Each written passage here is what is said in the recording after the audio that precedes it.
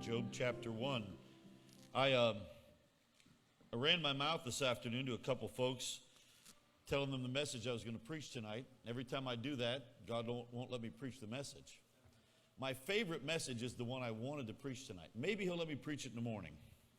Isn't there a verse in the Bible that says he went in bitterness? I think that's going to be like my life's verse. But I've got to tell you about a story about the song they just sang.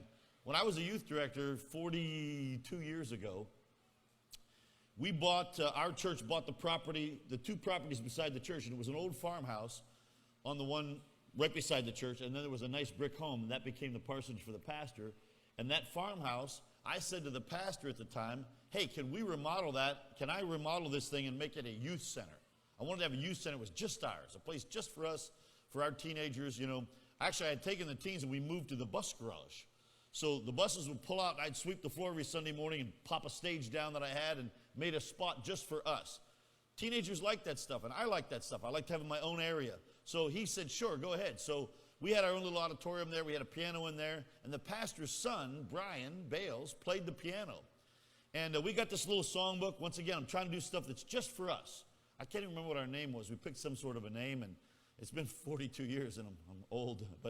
So we had this book. And, I'm leading the songs through this book and such. And that song, Happy Am I, was in the book. I had never actually heard it before. And I had Brian play it a couple times on the piano. I learned the song. So the teenagers were always making fun of me because they said, you never smile. Now, I know they tell you it takes more muscles to frown than smile. It doesn't. Watch. I'm perfectly relaxed. Now that takes muscles. That hurts. If you have 63 years of practice, frowning is simple. So they jokingly, I said, hey, we're going to pick a theme song for our youth group, and they picked Happy Am I to make fun of me. So every Sunday morning, that was the first song we sang, Happy Am I, all of my, and I said, Brian, he first started playing it, Happy Am I. I said, no. Pick up the pace, son. And so he would practice. And he wasn't that good at the beginning, but he got practicing that song. So one Sunday, I had to run next door to the church. Now, this building was probably, maybe 200 yards from the church building. I had to run to the church to do something. He's practicing that song, and he's playing it really fast. Ba-ba-bum-bum, ba-ba-bum-bum, bum-bum-bum, ba-ba-bum-bum. And a deacon had to do something in that building for some reason. And a deacon came in and said, hey, what are you playing? We only play Christian songs. He said, it isn't Christian. It's a theme song for our youth group. Here it is. He had never heard it. And then he said, okay, well, you play it slower than that, son. And he left. I come back over and said, okay, let's stand up and sing our theme song. And here is the introduction. Bum, bum, bum, bum. Bum, bum. I said, Brian, pick it up. And he said, I can't. And all the kids were laughing. I said, why? He said, I just got chewed out by brother so-and-so. I said, brother who? Came into our building? Chewed you out? I said, pick it up fast. Somebody, wait till I go over there. And the kids were they were waiting. They wanted to run over during church time to watch me rip into this deacon. And I did. Man, I let him have it. I said, don't you ever come in my building, tell one of our kids what to do. You mind your own business over here with all the old fogies. I was tough, man. But see, teenagers need somebody sometime to be in their corner. Somebody that they know, hey, look, I'll fight for you.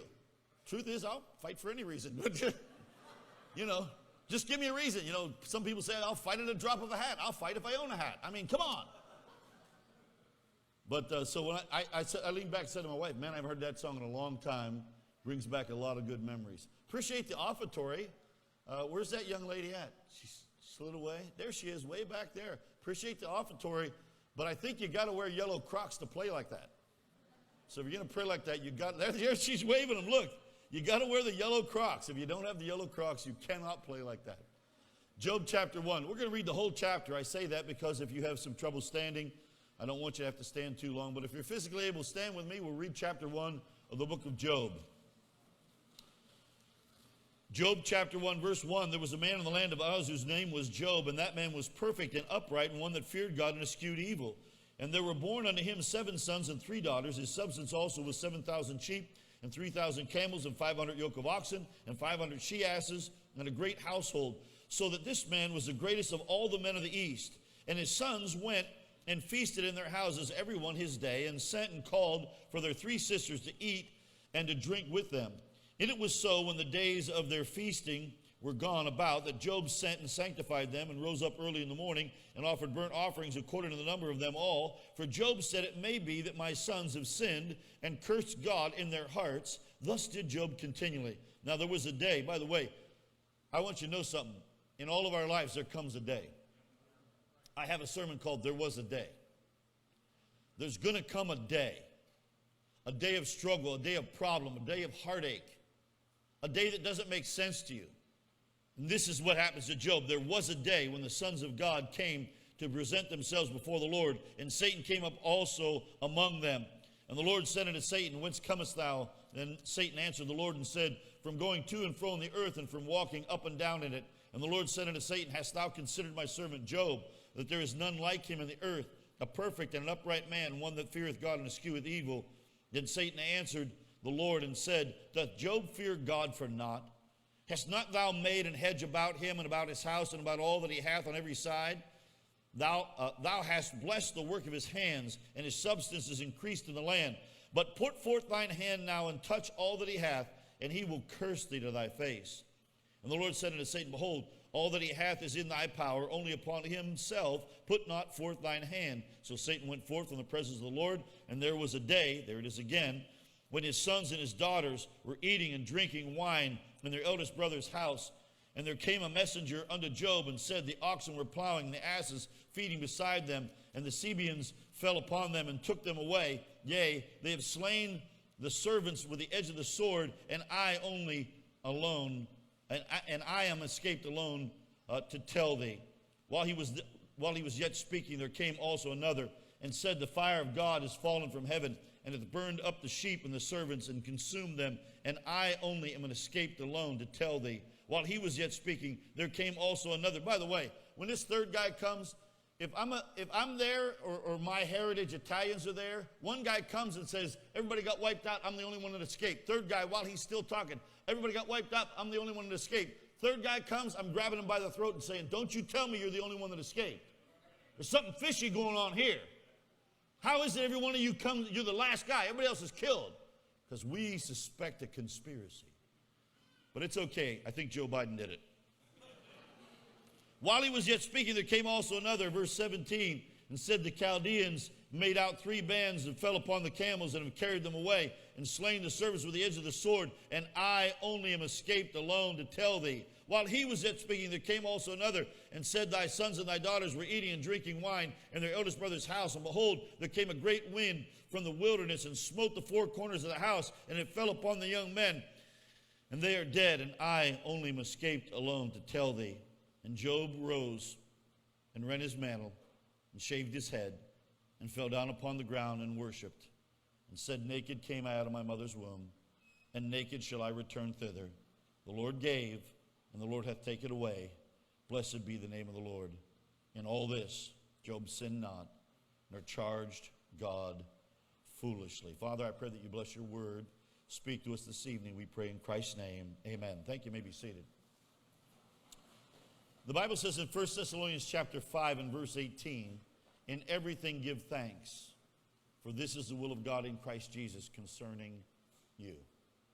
I want you to understand that there's going to come a day, and sometimes those days come often, more than once, when it seems like everything goes wrong, when the wheels come off the wagon, when it seems to you as if something insurmountable has been put in front of you. Something that you think shouldn't have happened, something that doesn't make sense, and yet it happens. Job was a man that, if you study and look at his life, he was a very unlikely candidate for this to happen. By the way, he never said, why me? You know, sometimes a preacher once said, we should be asking God, why not me? Why not me? But as soon as tragedy strikes, when that day comes, we always want to say, why me? He was an unlikely candidate. Let me tell you why he was an unlikely candidate. First of all, Job's character made him unlikely. You'll notice in verse 8 of Job chapter 1. It says, "And the Lord said unto Satan, Hast thou considered my servant Job, that there is none like him in the earth, a perfect and upright man, one that feareth God and escheweth evil." He says it again in Job chapter 2 and verse 3. I want you to understand that Job was an unlikely candidate for this to happen because he was a person of high moral fiber and character. And he, of all people, should have said, how can this happen to me? I'm the right kind of guy. Backsliding wasn't part of his character. In Job chapter 23 and verse 11, Job says, "My foot hath held his steps. My ways have I kept and not declined." In Job chapter 23 verse 12, he said, "Neither have I gone back from the commandment of his lips." He was not the person that was prone to backsliding. This is the kind of terrible things that's supposed to happen to backsliders. His character was so high. The book of God guided his life. Job chapter 23 and verse 12. "Neither have I gone back from the commandments of thy lips. I have esteemed the words of his mouth more than my necessary food." This is a guy who loves the Bible. This is a guy who's not backslidden. This is a guy who's doing everything he can, and God's testimony about him is he's one that's perfect, upright, eschews evil. And yet all of these terrible things have happened to him. This was a man who was being careful not to expose himself to lustful situations. In Job 31 and verse 1, he said, "I made a covenant with my eyes. Why then should I think upon a maid?" This was a man who was putting himself in every position he could to do the right thing. This was a man who was bringing his tithes to God and financially responsible in his community. In Job 31 verse 31, he says, "If the men of my tabernacle said not, oh, that we had his flesh, we cannot be satisfied." He said they can't say that. They can't say that because I am generous. He was generous to the community, benevolent, caring for the needs of others. In Job chapter 31, verse 32, "The stranger did not lodge in the street, but I opened my doors to the traveler." In chapter 31, verse 19, he said, "If I have seen any perish for want of clothing or any poor without covering," he said, "Hey, I've taken care of everybody I can." These things aren't supposed to happen to a guy like this. He was not only a man of high character, he was a man that had great commodities. You know, these kinds of things aren't supposed to happen to somebody who has money, because we all know money can solve all your problems. How could this happen to him? Verse 3 tells you in our text, his substance also was 7,000 sheep and 3,000 camels and 500 yoke of oxen and 500 she-asses and a great household, so that this man was the greatest of all the men of the East. He was the richest man in his day. These kind of things don't happen to people with money, because their money can solve their problems. Guess what? It didn't. And those problems still came. They came to a man of high moral character and a man of great commodity. I want you to understand that Job was also a man of great commitment. Look at your text in Job chapter 1 and look at verse 5. "It was so when the days of their feasting were gone about, that Job sent and sanctified them, and rose up early in the morning and offered burnt sacrifice according to the number of them all. For Job said, It may be that my sons have sinned and cursed God in their heart." Notice this. "Thus did Job continually." He was a man of great commitment, making sure he did everything he could to care for his family spiritually. These things are not supposed to happen to this kind of a guy. He was an unlikely candidate, and yet it happened. Years ago, I had an evangelist that was at my church. He came to visit. I'd never met him before. And he asked me, Brother Kavanaugh, he came up to me after the morning service and asked me if he could preach in the evening service. Now, 99 times out of 100, 99.9999 times out of 100, I would have said, "No way, Jose." But he was handicapped. He had like an artificial leg. And he had gone to House Anderson like I had, of course, years later. And he had a wife and a whole pile of kids there. And I thought, you know what? He probably needs a meeting. And somehow God just touched my heart. And I said, sure. Very unlike me. That night he told a story, and I usually don't tell other people's story, but here's a story he told. He said it was his first day at House Anderson College. And he was at the chapel service. And he was sitting in the chapel, and they were getting ready to do different things, and there was some girls sitting behind him, and as he sat there in chapel, these girls were talking and giggling and cutting up, and it was the first day. And through the song service, these girls talked and giggled and cut up through the song service, and it sort of bothered him. He was sort of a Pharisee like some of you all. And it's okay, you can smile. I know, truth hurts.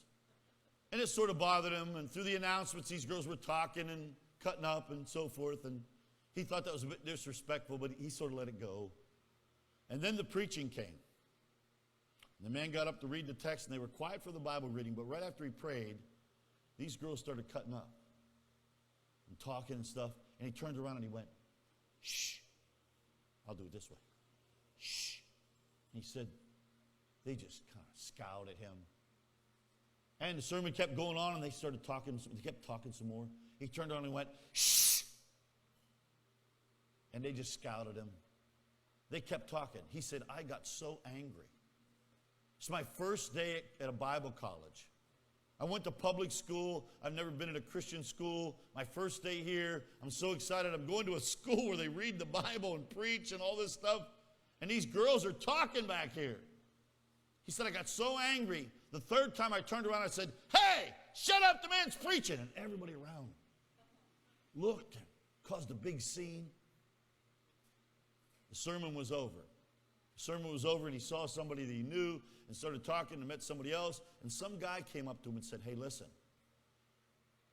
there's 3 girls standing outside that door over there waiting for you to come out of chapel. They are waiting for you, and they're going to rip you apart. You better go out that door over there. They're really upset. He said, oh, bless God, I'm going to go out there. And so he went out there. When he got out there, the one girl was the spokesperson for the group, as is usually the case with you women. And she said, listen, we don't know who you think you are, but there is nobody that embarrasses us like that in chapel in front of people. We're going to make sure you never get a date in this school as long as you're here. We're going to make your life miserable. Don't you ever treat us like that. He said, oh, man, I was so filled with righteous indignation. I said, well, you girls are disrespecting the Word of God and disrespecting preaching and disrespecting the Lord himself. Don't you tell me that. Oh, they had a big to-do there in the hallway. Fine. Go about the day, the first day, get the schedules, all of these things. Second day, goes to his first class, English class. They go into the class, a bunch of people, they're all sitting in different places. And the teacher gets up and says, listen, we are going to take attendance by your seats. And I have a seating chart here with your names. And so I want everybody to stand up, go to the walls, I'm going to call your name, and we're going to sit in your assigned seats. And so they called through the roll and finally got to his name, and he came and sat in his assigned seat. And they started down the next row, calling names and putting people, and they called the name of a girl who came and sat right beside him. Guess who that girl was? The same girl that he had words with the day before. And when her name was called, he looked and thought, oh no. And she looked at him in disgust and sat down. And they sat there for a while. The teacher got everybody seated, and the teacher said, now, I'll take roll just by empty seats when I come in every day. I want to find out, is there anybody that needs to have their seat moved? Maybe you can't see and you need to be moved closer to the front. You have some sort of physical problems, you need to be by the door. Is there anybody who needs their seat changed? He raised his hand. She said, yes, sir. Now, he has a physical problem, prosthetic leg. She said, yes, sir, do you need to have your seat moved because of a physical problem? No. Why do you need your seat moved? He said, because I don't want to sit by her. And she said, and I don't want to sit by him. And the teacher said, hey, that's not a reason. That's not an excuse. That's your assigned seat. And you're going to sit in it the whole semester. He said the first couple of days, she would sit in her seat and turn as much as she could her back to him. A couple of classes went by and they had a quiz. When they had a quiz, the teacher said, everybody pass your paper to the right. Had to pass the paper to the right. She had to grade his paper. A couple of more weeks went by and they started to talk a little bit. couple more weeks went by, and they started actually being friendly to each other. He said, I want you to know tonight that the woman sitting back here with our babies is that girl. And here's what he said. He said, that assigned seat, which I thought was going to be the most miserable seat in the world, that seat that teacher said, that's your assigned seat, and you'll sit in it, that became the biggest blessing of my life. Because I had to sit in my assigned seat. Job is the oldest recorded written book in the Bible. Arguably 6,000 years ago, 4,000 years ago, it was written. And here we are, 4,000 years later, talking about a guy that sat in his assigned seat. Now listen to me and hear me well. You may never preach in a platform like this to a group like this. You may never even teach a Sunday school class. You may never be a bus captain. You might never even sing in the choir at church. Can I tell you something? As far as we know, Job never preached a sermon. As far as we know, he never did a miracle. As far as we know, he never led anyone to Christ. All we know about Job is terrible things happened, and Job stayed in his assigned seat. He said, I'll stay there. This is what God has brought my way, and this is my seat, and I'll sit in it. No matter what. He was an unlikely candidate for all of these terrible things to happen. But there was a day. There was a day. Not only was he an unlikely candidate, Job did not understand that there was an unseen conflict. You know what? We have the advantage. We have the advantage of being able to read the scriptures and see what was going on. We can read in verses 6 through 12 about Satan coming and meeting with the Lord and the whole discussion. Job doesn't know that that's going on. He has no idea. Ephesians chapter 6 and verse 12 says, for we wrestle not against flesh and blood, but against principalities, against powers, against rulers of darkness of this world, against spiritual wickedness in high places. Hebrews chapter 12 verse 1 says, therefore seeing we're what? Compassed about with so great a cloud of witnesses. I want you to understand that there is something going on that you and I can never see. There's something going on that even while we're here tonight, there is unseen conflict that's going on. The spiritual entities are going through all sorts of things that we will never know about. And when you have that day, when that day comes, when the phone rings and your loved one is dead, or the doctor says it's cancer, or whatever it is, and you feel like this can't be happening to me, you need to come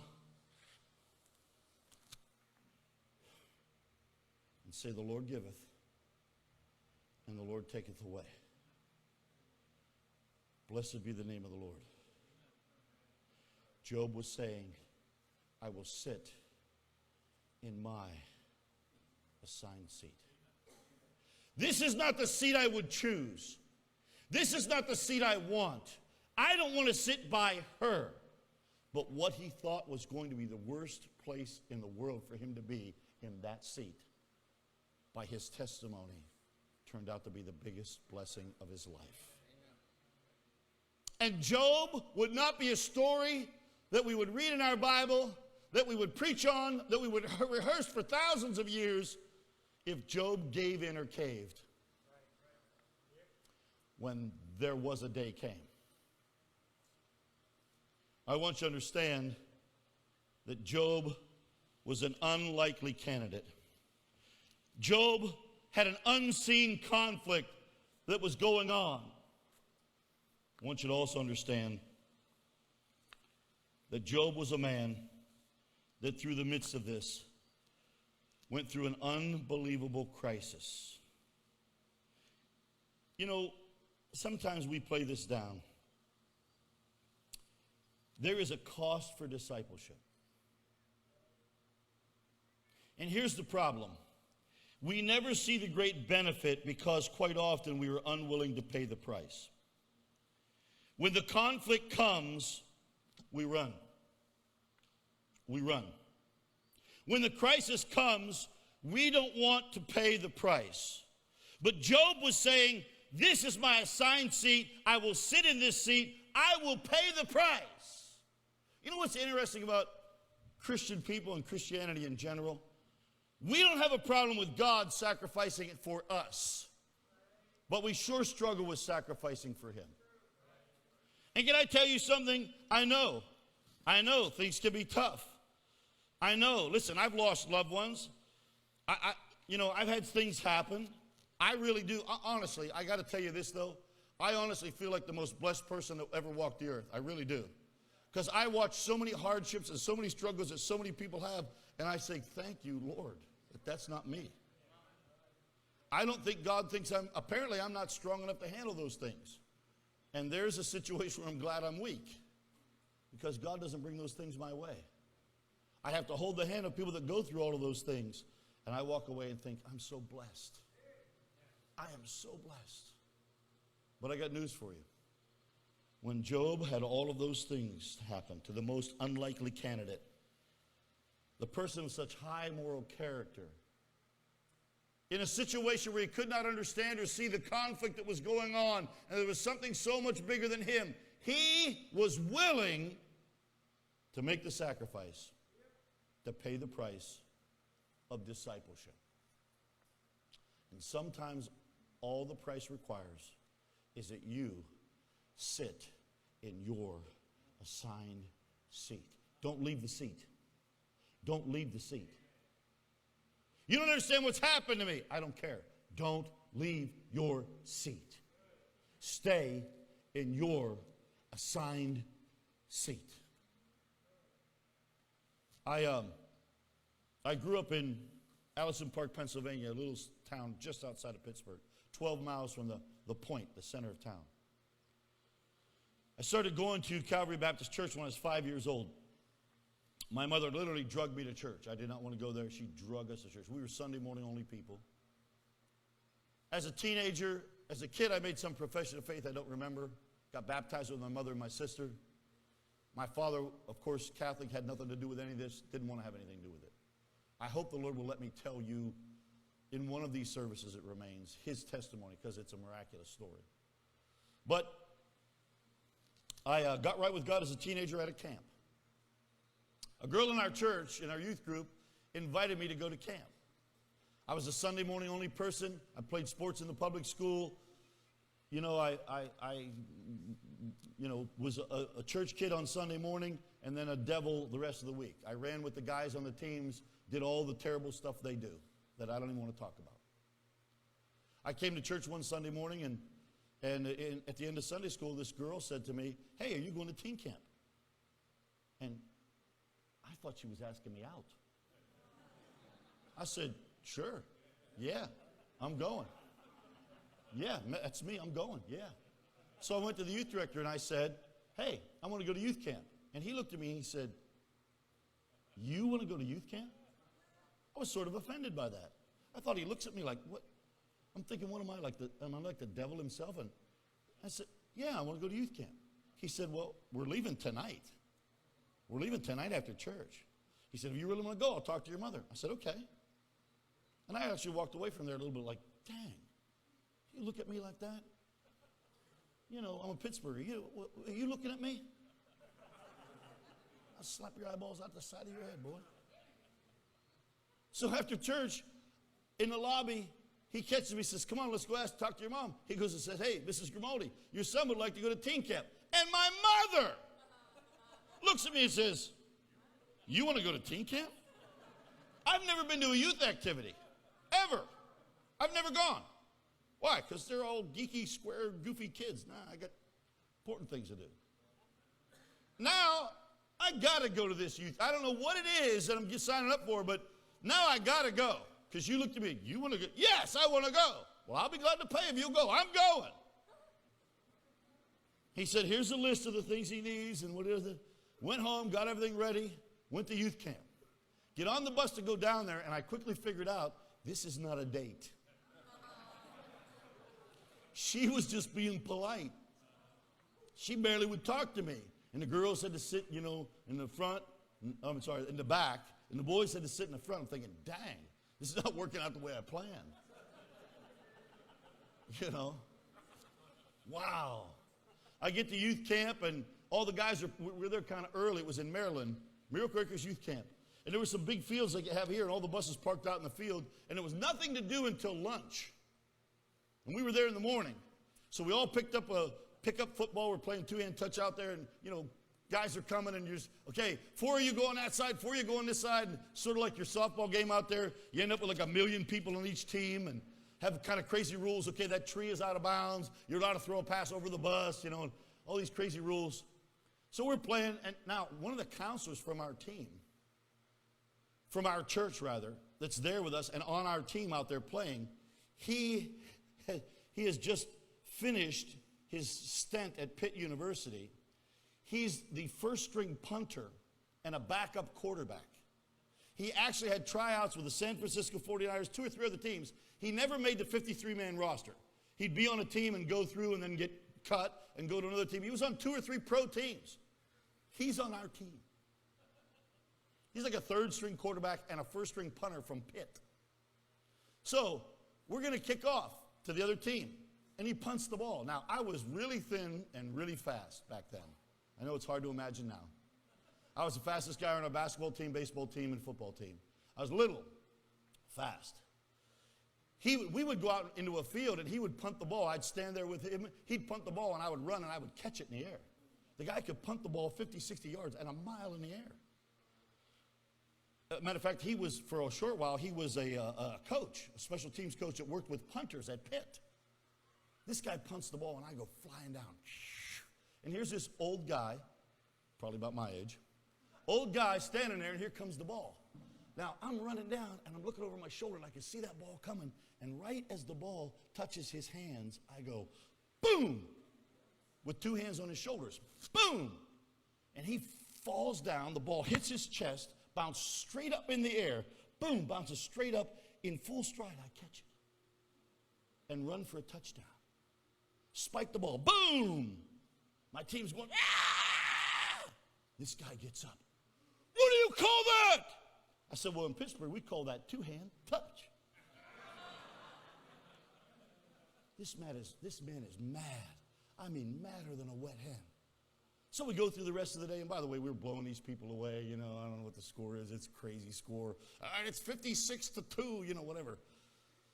Day goes by, blah, blah, blah, blah, all the stuff. We go to chapel. They had these theater seats, these old wooden theater seats that flipped up and down, and every time you stood up, you heard clack, clack, clack, clack, all the seats flipping up, you know. And they're singing, there's skits. It's like an hour program.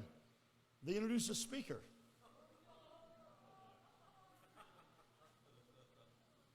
Here comes this old guy.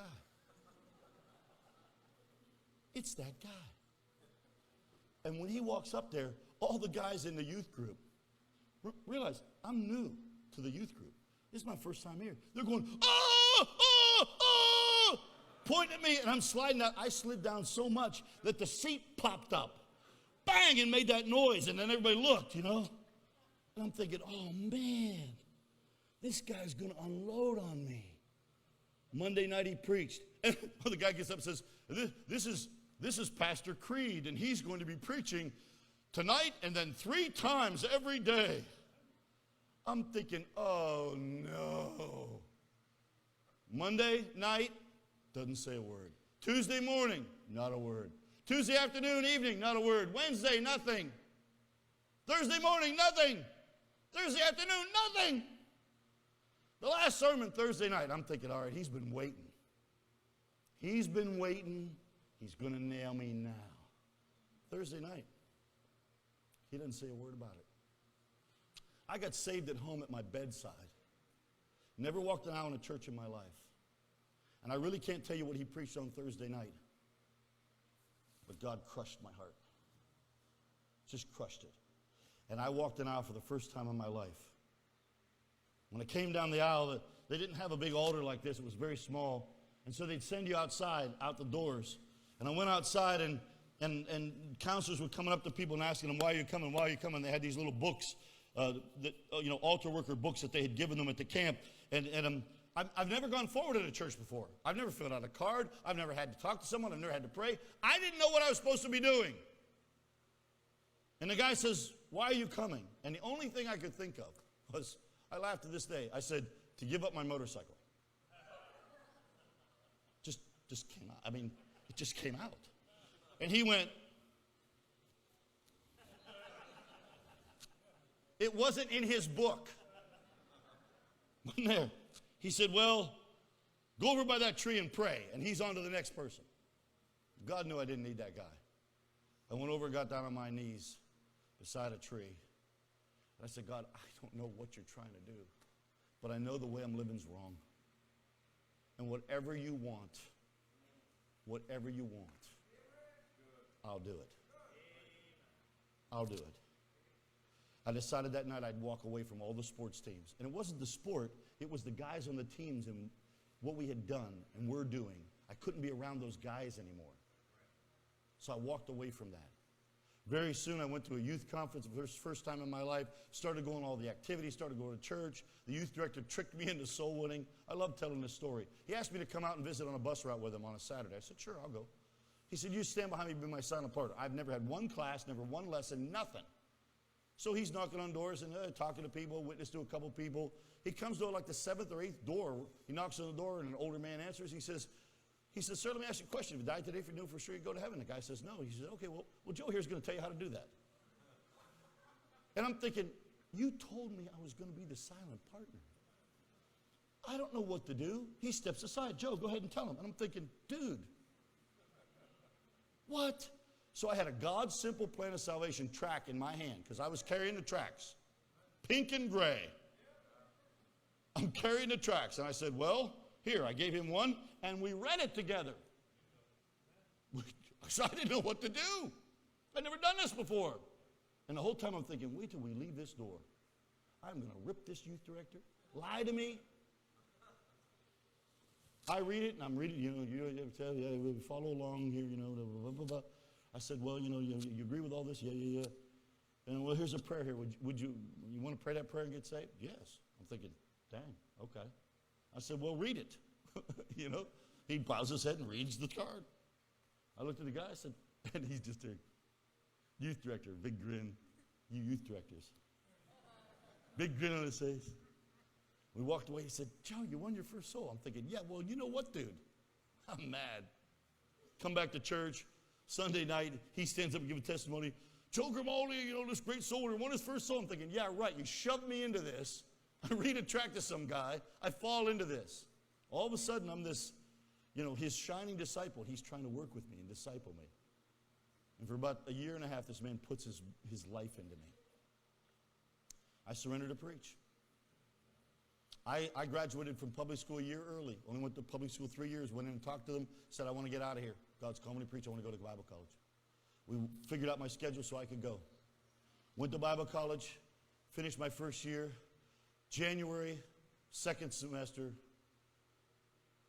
of the next year, I get a call. My youth director, who's 42, dropped dead of a heart attack. And I felt like my whole world had ended. I walked away from school and got on a plane and flew home to the funeral. And I was ready to quit. I was ready to quit. I felt like, God, you took my youth director. This is the man who's my spiritual father. This is the guy who's like everything to me. And you took him like that. He went in and laid down on the bed, a little tired. His wife said, well, I'll fix dinner. I'll call you when you're done. When dinner's ready, she walked in, and he was cold dead, laid in the bed. And I was angry. I was angry at God. I was angry at the people of the church who didn't pay him enough because he had to work another job. I was angry at everybody. And I wasn't going back to college. And I wasn't going to preach. I wasn't. I was done. His brother, who I didn't know very well, was a pastor of a little church in a house. And the funeral was there. And after the funeral, and I stood and said a few words through tears about my youth director. He came and shook my hand and he said, Joe, all Frank could do is talk about you. He just raved about Joe Grimaldi, Joe Grimaldi. This boy's going to do something, and God's going to use him. And he said, all he did, he said, I want you to know something. Every time you preach and everything you do, Frank's watching. And he's so proud of you. Don't let him down. Had to go back. You know why? Was my assigned seat. How could you take this guy, most spiritual guy I've ever met, most sacrificial man I ever met? It's not right, it's not fair. But you see, even though he was an unlikely candidate, there was an unseen conflict going on that I knew nothing about. And the spiritual powers, the devil himself, was trying to make sure one preacher got out of the ministry. Let's get rid of him. What's the one thing we can take that's so dear to him that will cause him to quit? We'll take him.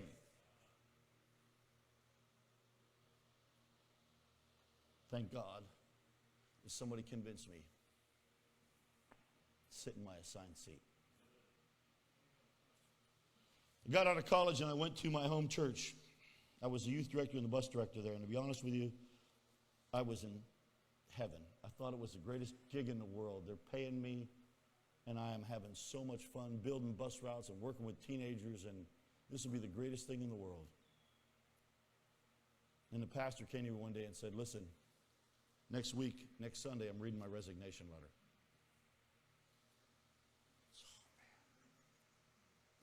Oh, man. Are you kidding me? He said, so when a new pastor comes, you're going to need to offer him your resignation. I don't know what's going to happen. Not only did he leave, he left, the principal of the school left. There was 4 male staff members. Everybody left but me. They made Mr. Excitement here, Mr. Happy Am I, the chairman of the pulpit committee. I get to find and hire my new boss. I'm not happy about any of this. I want out. I want to leave. The new guy comes. I said, listen, I'm going to give you a few months to get settled in, and I'm out of here. After a couple of weeks, he called me and he said, listen, you need to stay. I need you. I said, I can't stay. I can't be here. I just can't be here. He sat down and said, listen, would you pray about this? Please, I want you to stay. You need to stay. And the more I begged God about it and talked to God, you know what he kept saying? It's your assigned seat. Stay in it. Stay in it. A few years go by and that pastor actually falls into sin. Terrible sinful situation with another man. And I think my world's coming to an end again. And he says, you need to pastor this church. You should have taken this church 7 years ago. And that's why I asked you to stay. The church voted me in 90-some%. I'm now the pastor of my home church. What I always thought I wanted to do, what I dreamed of as a kid. This is it. 20 years go by. I'm going to try to cut the story short. 20 years go by, and a group of people in Minnesota are trying to start a church.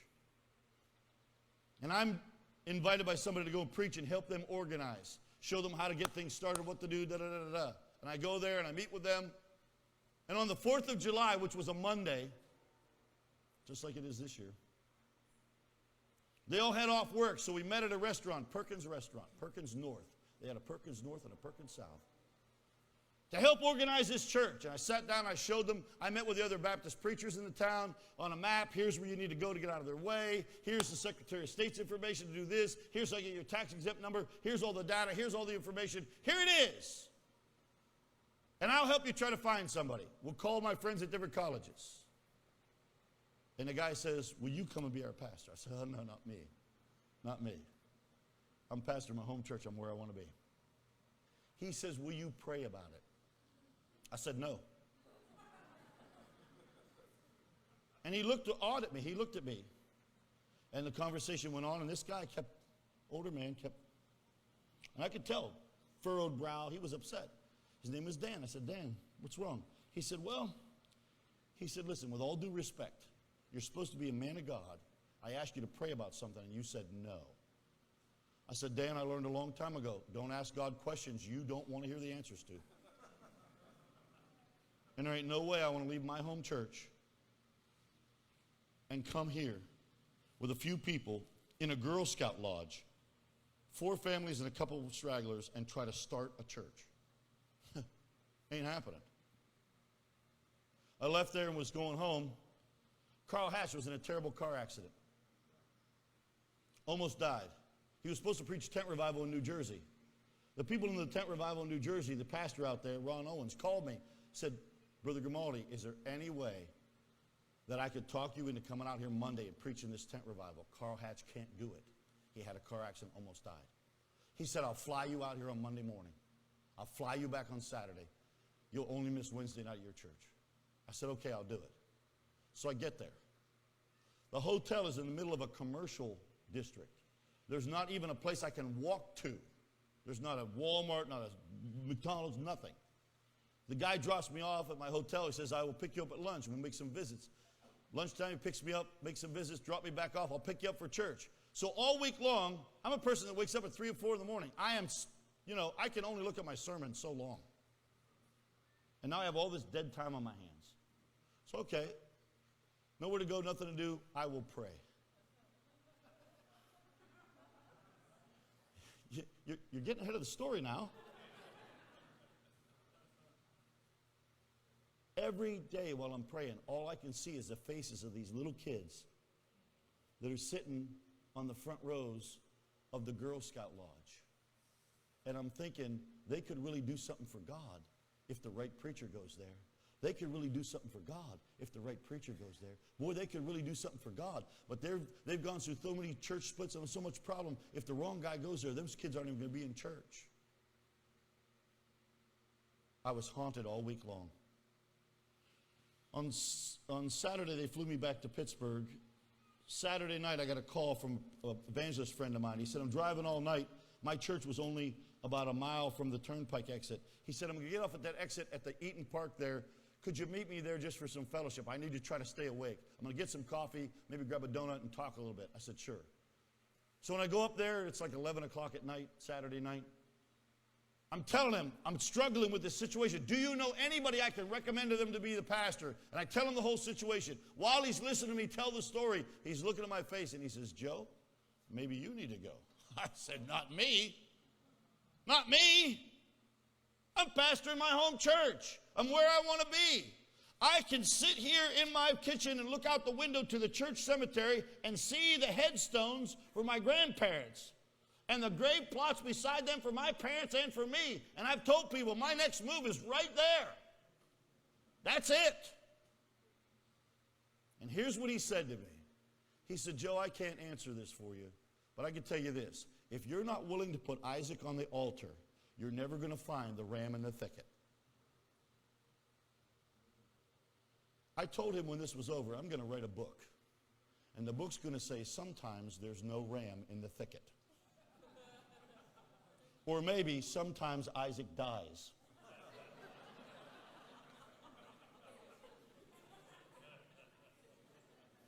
So I went home that night. Once again, now I can't sleep. Sunday morning is going to quickly approach here. It's about 1 in the morning. And now this guy's told me all this stuff. I can't sleep. And I get down on my knees beside my bed and I say, God, I don't want to go to Minnesota.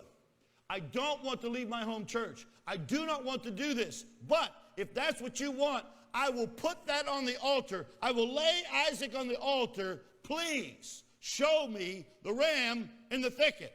Show me the right guy to help these people. But if it's me, all right, I'll put it on the altar. Huh. Yeah, Isaac died. And I knew I had to go. My family will verify this. For 3 years, I was bitter. I went in bitterness. For 3 years, I struggled. I struggled with being there. I struggled with not being at my home church. I struggled with the whole situation. You got to know something, though. During that period of time, we sent 18 of these little kids. After 13 years, we sent 18 of them to Providence Baptist College. Of those kids, many of them are in the ministry today. like a Stephen Lesmeister and an Isaiah Hansen, and on and on and on it goes. 18 of them. Do you think God didn't have a plan? Do you think God didn't have an idea? Do you think that that burden I had 13 years ago for these little kids wasn't something God was orchestrating? Because there was an unseen conflict going on. And I needed to shut my mouth and say, excuse me, I can't sit here.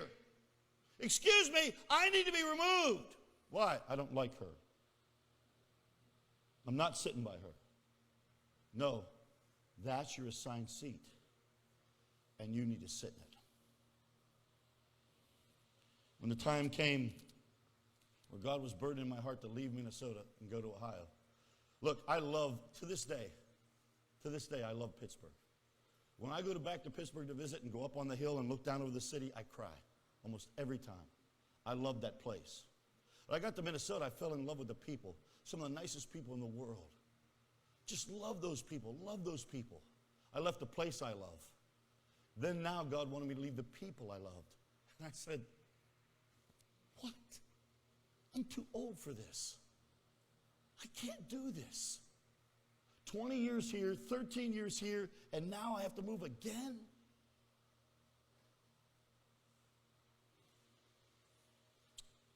But there's an Isaac Ish that's here because of that move.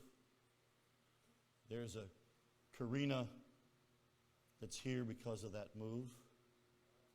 There's her sister who went to a different college, which will remain nameless, because of that move.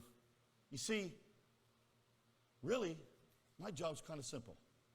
All I got to do is listen to the teacher, and when the teacher says, that is your assigned seat, I close my mouth and I sit in it. It's unfair. Doesn't matter. This shouldn't happen to me. Doesn't matter. There's something going on that none of us know. And in his infinite wisdom, he's given each of us an assigned seat. And though you may not be so successful in your mind to be able to move mountains and create miracles and preach messages, they can talk about you like they talked about Job thousands of years from now because you sat in your assigned seat. They took your family and you stayed there. They took your health and you stayed there. They took your wealth and you stayed there. You stayed there. You stayed there. You sat in your seat. No matter what the devil brought your way. Job was an unlikely candidate. There was an unseen conflict. There was an unbelievable crisis that came his way. But in the midst of all of that, he had an unfazed commitment. An unfazed commitment that could not be stopped. So let me ask you a question.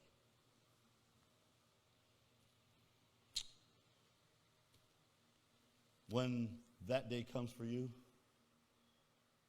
or when that day has come for you, were you able to just sit in your assigned seat? It's really so simple, it's scary, but it's the most difficult thing to do. To sit in your assigned seat. The songwriter wrote, when I cannot understand God's leading, when I do not know the reason why, he should choose the path that lies before me. Still to him in faith I can reply, I will trust when I cannot see. When I'm faced with adversity and believe his will is always best for me, I will trust when I cannot see. You know, when the Bible tells you that faith is the substance of things hoped for, the evidence of things not seen, that's what sitting in your assigned seat is all about. So what's your assigned seat? What's the seat that the devil wants to get you out of? You know, in sports, a great way to win is to get the other players out of their position. Get that football player in the wrong position. Get that basketball player in the wrong position. Even in baseball, get them in the wrong place. Get them out of their spot. And the devil would like nothing more than to get you out of your assigned seat. So when there is a day that comes for you, if you can't do anything else, sit in your assigned seat. Would you bow your heads, close your eyes with me this evening? Father, I pray that you bless us tonight. Lord, you know how much I did not want to preach this message. I don't know who this message is for. I don't know why you wanted me to preach it. But as best as I could tonight, I tried to sit in my assigned seat.